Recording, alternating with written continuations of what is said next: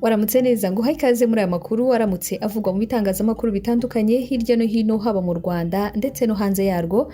Ikaze ariko niba utarakora subscribe ubanza ukandeho kore subscribe kore like share ndetse utanga n'igitekerezo cyawe aho hasi muri comment. Ngo uhaye ikaze. Aya makuru reka tuhere ku kinyamakuru Umuseke akadomo rwa baravuga ko urukuta rwahitanye abantu batatu. Ni mu karere ka Kamonyi mu ntara y'Amajyepfo, urukuta rw'amabuye rwubakwa ahazajya hahagarara amakamyo rwagwiriye abantu batatu muri bo bahita bapfa.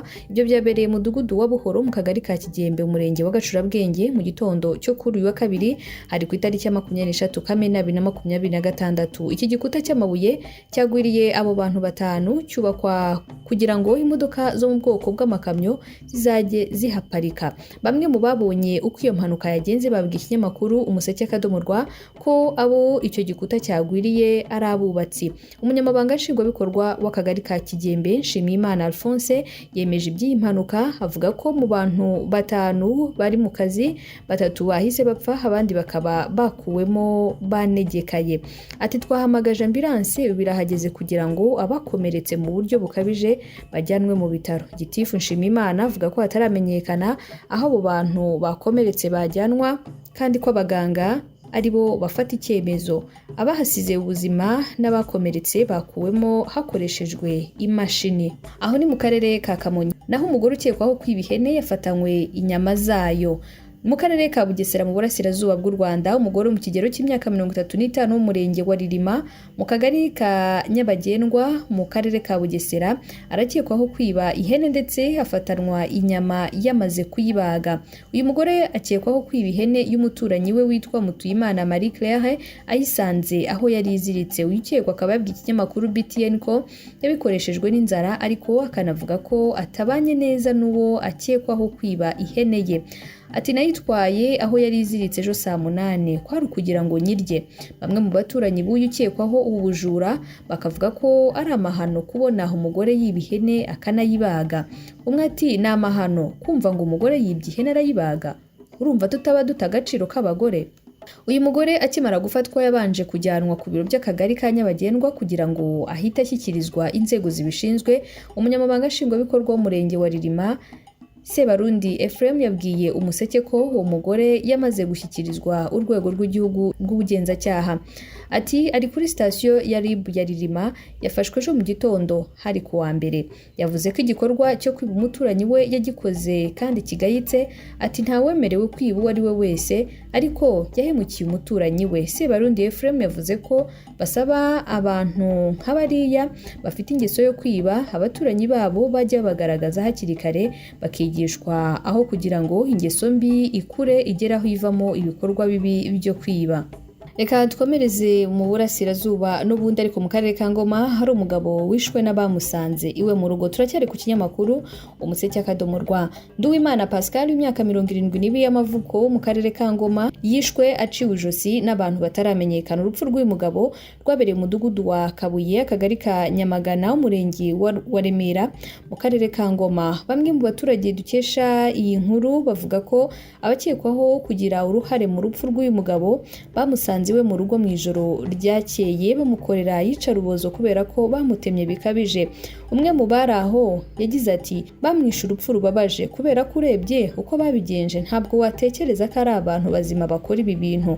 Twifuza ko hakorwa iperereza ryimbitse abamwishe bagashyikirizwa ubutabera. Umuyobozi w'akarere ka Ngoma Niyonagira Nathalie yemereye Umuseke ko iyi nkuru ari impamo. Havuga kandi ko abakekwaho kwica uwo muturage babikoze nijoro barangije baracika.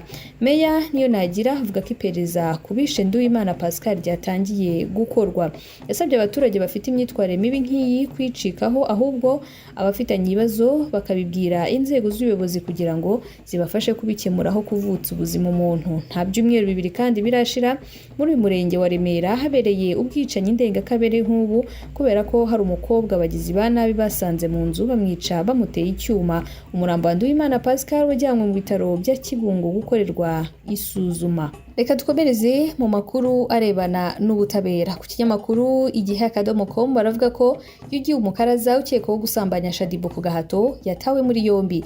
Iradukunda Aimable uzwi nka Yugi Umukaraza yatawe muri yombi aho agiye gukurikiranwa afunze nyuma yo kuregwa gusambanya Mbabazi Shadia wamamaye nka Shaddy Boo ku gahato. Umuvugizi w'urwego rw'igihugu rw'ubugenzacyaha RIB Dr Murangira BTI yemereye igihe ko bataye muri yombi Yugi Umukaraza mu gihe iperereza rikomeje ku cyaha akekwaho. Yugi Umukaraza afungiye kuri sitasiyo ya RIB ya Kimironko. Yugi Umukaraza akurikiranyweho gusambanya Shaddy Boo ku gahato cyane ko uyu mugore avuga ko yamufatiranye mu ntege nke yasinze. Shaddy Boo yasobanuriye igihe ko Yugi Umukaraza yamusambanyije ku gahato amusanze iwe mu ijoro ryo ku itariki ya 21 Kamena 2026. Shaddy Boo yavuze ko uyu musore bahoze ari inshuti kandi ko ku mugoroba ku ya 21 Kamena 2026 yagiye kumusura iwe yitwaje amacupa 2 y'inzoga barazisangira. Nyuma yo gusabana no kunywa inzoga Shaddy Boo yavuze ko uyu musore yamufatiranye yasinze akabyuka asanga baryamanye kandi yambaye ubusa. Ati Yugi yaje mu rugo turasangira ariko sinzi ibyo yampaye kubera ko nisanze mbyutse nambaye ubusa aryamye iruhande rwanjye numva ko yansambanije. Ibaze ko nari mu kwezi k'umugore byambabaje ndanabimubwira. Agira ubwoba ahita asohoka iwanjye ariko namubwiye ko ntahahungira kubera ko turi mu Rwanda rugira ubutabera. Shaddy Boo yavuze ko yababajwe no kwisanga yaryamanye n'uyu musore kubera ko ngo atari ibintu bari bumvikanyeho ahubwo ko yamufatiranye mu ntege nke ze igihe yari yasinze. Ngayo nguko nibyo bikomeje kuvugwa. Naho umuhanzi Yampano yatakambiye urukiko. Umuhanzi Urizagwira Florian wamenyekanye nka Yampano yaburanye ubujurire ku ifunga n'ifungurwa ry'agateganyo atakambira urukiko rwisumbuye rwa Nyarugenge harusaba ko rwategeka ko afungurwa agakurikiranwa ari hanze aho gufungwa iminsi 30 y'agateganyo. N'urubanza rwaburanishijwe ku gicamunsi cyo kuri uyu wa kabiri ku itariki ya 23 Kamena 2026. Yampano yajuririye icyemezo cy'urukiko rw'ibanze rwa Kicukiro kimufunga iminsi 30 y'agateganyo anenga imikirize yarwo. Yerekanye ko urukiko rw'ibanze rwa Kicukiro rwirengagije imbabazi yahawe n'umugore we ku byaha byo gukubita no gukomeretsa ku bushake n'icyo kwangiza ikintu cy'undi mu gihe cyo gukoresha ibiyobyabwenge yari yaratangiye urugendo rugamije kubireka burundu. Umunyamategeko we yavuze ko banenga kuba urukiko rw'ibanze rwa Kicukiro rwemeje ko hari impamvu zikomeye zituma Yampano akekwaho ibyaha 3 kandi birimo ibyo uwo yabikoreye yari yaramuhaye imbabazi nk'icyaha cyo gukubita no gukomeretsa n'icyaha cyo kwangiza ikintu cy'undi. Bagaragaje ko umugore wa Yampano yari yamuhaye imbabazi. Ku cyaha cyo kunywa ibiyobyabwenge hashyizwemo icyemezo cyo kwa muganga kigaragaza ko Yampano yijyanye kwa muganga kugira ngo atangire gufashwa ku buryo yareka ibiyobyabwenge. Umunyamategeko yasabye ko uwo yunganira yarekurwa akagira ibyo ategekwa kugira ngo akomeze gufashwa kwivuza. Yerekanye kandi ko Urizagwira ubwe yagaragaje ubushake no kwijyana kwa muganga kugira ngo yivuze ibiyobyabwenge byari mu mubiri we kandi usanga abenshi babinywa baba babihisha. Ati twari tugize Imana tubona umuntu wijyana kwa muganga ku bushake ubundi abandi usanga babihisha ko babinywa. Yaneretse urukiko ko Yampano ari ubwa mbere ageze imbere y'ubutabera akurikiranyweho ibyaha bityo ko byaba impamvu nyoroshyacyaha akaba yafungurwa by'agateganyo. Urizagwira alias Yampano yagaragaje ko we n'umugore we biyemeje kurangiza ibibazo by'amakimbirane bakubaka urugo rushingiye ku rukundo n'ubufatanye. Yashimangiye kandi ko iminsi yamaze muri gereza hari icyo yamwigishije kandi ko gukomeza gufungwa iminsi 30 y'agateganyo ntacyo byaba biri kumufasha ku buzima bwe ahubwo bishobora kumutera agahinda gakabije. Ati iminsi maze muri gereza hari icyo yanyigishije nkaba nsaba imbabazi nanatakamba. Yampano yanemereye urukiko ibyo azategekwa byose ko azabyubahiriza. Ku bijyanye n'ibiyobyabwenge yasobanuye ko kuba yari yajyanye kwa muganga ari icyemezo cy'uko yari yarabiretse bityo ko afunguwe by'agateganyo atakongera kubikoresha ahubwo yakomeza urugendo rwo gukira yatangiye. Ubushinjacyaha bwagaragaje ko nubwo hari ibyaha Yampano yababariwe n'uwo bashakanye urukiko rw'ibanze rwabisuzumye ariko rubisesenguye rusanga hari impamvu zikomeye zituma akekwaho ibyaha. Ku bijyanye n'imbabazi urwo rukiko ngo rwasanze zidakuraho kuba ibyaha byarakozwe ntirwaziha ishingiro. Umushinjacyaha yakomeje agaragaza ko hari ibyaha amategeko aba yarateganije ko aba bana barashakanye iyo umwe atanze imbabazi ikurikirana cyaha rihita rihagarara, ariko hatarimo icyaha cyo gukubita no gukomeretsa cyangwa icyo kwangiza ikintu cy'undi. Yavuze ko kuba umugore wa Yampano yaratanze imbabazi ari ibintu byiza, ariko ubutabera nabwo bugomba gutangwa. Yavuze kandi ko gukurikiranwa afunzwe ari uburyo bwiza bwo kubuza Yampano gukomeza gukora ibyaha nk'icyo kunywa ibiyobyabwenge. Ubushinjacyaha bwasabye urukiko ko mu bushishozi bwarwo rutahindura icyemezo cy'urukiko rw'ibanze rwa Kicukiro cyategetse ko Yampano afungwa by'agateganyo. Yampano kandi yanagaragaje ko afite abishingizi 3 bemera kumwishingira, ariko ubushinjacyaha bwibutsa ko iyo ngingo itaburanyweho mu iburanisha ry'ibanze. Yampano yakomeje gutakamba agaragaza ko yari yarabivuze ariko ntibyaburanwaho kubera ko atarazi abo bishingizi bagombaga kuba bari mu cyumba cy'iburanisha. Perezida w'inteko iburanisha yasabye Yampano n'umwunganizi we gushyira imyirondoro y'abo bishingizi muri sisiteme y'ikoranabuhanga ikoreshwa mu miburanire bikazasuzumwa. Icyemezo cy'urukiko kizasomwa ku ya 26 Kamena 2026 saa 9 z'umugoroba. Tukiri kujya makuru igihe.com, Isimbi Noeline yongeye kuvugisha abantu amangambure nyuma y'iminsi mike. Noeline Narubega uzwi ku mbuga nkoranyambaga nka Isimbi Noeline atangaje inkuru ko yajyanywe muri Finland mu byo yise ubucuruzi bw'abantu bwakorewe amasezerano yo gushyingirwa mu buryo bw'uburiganya yifashishije imbuga nkoranyambaga, avuga ko ahohoterwa n'abantu batandukanye iyo ageze mu ruhame. Mu butumwa yashyize ku mbuga nkoranyambaga, Isimbi Noeline yavuze ko yagiye mu mujyi wa Kigali gukora ibikorwa bisanzwe nko guhaha cyangwa gutembera nk'undi muturage wese, hari abantu bamuvugiriza induru bakamuseka cyangwa bakamukorera ibikorwa avuga ko bimutera ubwoba. Yashyize hanze amashusho agaragaza abantu bamureba, bamwe basa n'abamutangariye abandi bamuvugiriza induru, ayahererekesha amagambo agira ati uru ni urugero rworoshye rw'uburyo mfatwa n'abaturage muri rusange iyo ngiye mu mujyi guhaha nk'undi muturage wese, nkorerwa ihohoterwa rishingiye ku magambo no ku mubiri kugeza aho ntakibasha no guhaha mu buryo busanzwe. Isimbi ni umwe mu bamenyekanye cyane kubera gukina filime zifatwa nk'iz'urukozasoni, niwe kandi munyarwanda wa mbere weruye akavuga ko atunzwe no gukina izo filime. Uyu mwuga we ni umwe mwidakunze kwakirwa neza muri sosiyete nyarwanda isanzwe yubakiye cyane ku muco, uburere, idini n'indangagaciro zifatwa nk'ishingiro ry'umuryango. Niyo mpamvu inkuru ze kenshi zikunze gukurura impaka. Hari abamubona nk'umuntu wayobye, abandi bakamubona nk'umuntu ufite uburenganzira bwo kubaho nk'abandi nubwo ibyo akora bitavugwaho rumwe. Nyuma y'amashusho yasangije abamukurikira, abantu banyuranye bayatanzeho ibitekerezo. Bamwe mu baganiriye na Igihe bavuze ko niyo umuntu yaba atemeranya n'ibyo Isimbi akora akwiriye kumwubaha. Abandi bavuze ko nubwo badashyigikiye abamwibasira bumva neza impamvu. Umwe ati icyo impande zombi zidakwiye kwirengagiza ni uko kutishimira imyitwarire y'umuntu bidahunda uburenganzira bwo kumutuka, kumuhohotera cyangwa kumubuza kubaho mu buzima busanzwe. Undi ati si ikibazo cya Isimbi gusa, ni ikibazo cyagutse cy'uko sosiyete ifata umuntu wakoze ibintu bitandukanye n'ibyo isanzwe yemera. Hari igihe ataba akirebwa nk'umuntu usanzwe, ahubwo akarebwa mu ishusho imwe y'ibyo azwiho.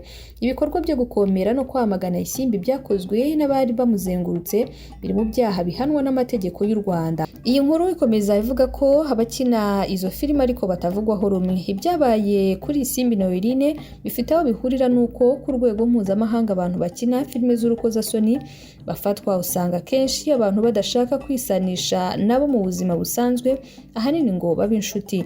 Hari ubushakashatsi bwa YouGov bwakorewe mu Bwongereza bwagaragaje ko abantu benshi bashobora kuba bareba filime z'urukozasoni ariko ntibemere gukundana n'umuntu uzikina. Muri ubwo bushakashatsi, mu bantu bareba izo filime nibura rimwe mu cyumweru 20% gusa nibo bavuze ko bakwemera gukundana n'umuntu uzikina, naho 36% bakavuga ko bakwemera gukundana n'uwahoze azikina.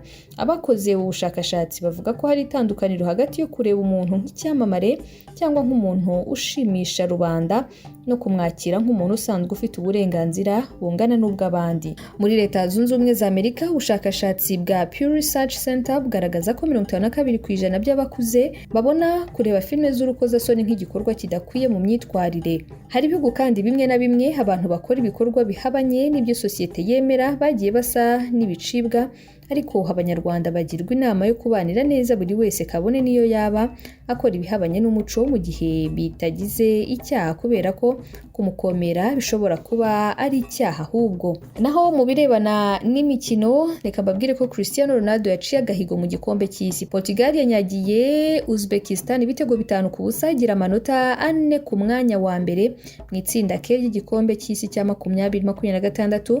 Kapiteni wayo Cristiano Ronaldo yandika amateka mashya yo kuba umukinnyi wa mbere utsinze igitego mu marushanwa 6 y'igikombe cy'isi. Portugal yatangiye umukino iri hejuru cyane, yahushije uburyo bwo ku munota wa 3 ku mupira watewe na Bruno Fernandes ujya muri corneri, mbere ko Cristiano Ronaldo ahusha uburyo bwiza bw'umupira wahinduwe na Nuno Mendes ntiyawugeraho. Gutsinda uyu mukino byatumye Portugal igira amanota 4 ku mwanya wa mbere mu gihe izasoza imikino yo mu itsinda K ihura na Colombia ku cyumweru tariki 28 Kamena. Undi mukino wo muri iri tsinda urahuza Colombia na Repubulika Iharanira Demokarasi ya Kongo mu rukerera rwo kuri uyu wa 3 saa 10 z'igitondo. Uzbekistan yasezerewe kubera ko imaze gutsindwa imikino 2 izahura na Repubulika ya Demokarasi ya Kongo kuri iki cyumweru nabwo. Muri Zambia, umuryango wa Edgar Lungu watsindiye umurambo we waruhanganiye na leta ya Zambia. Umuryango wa Edgar Lungu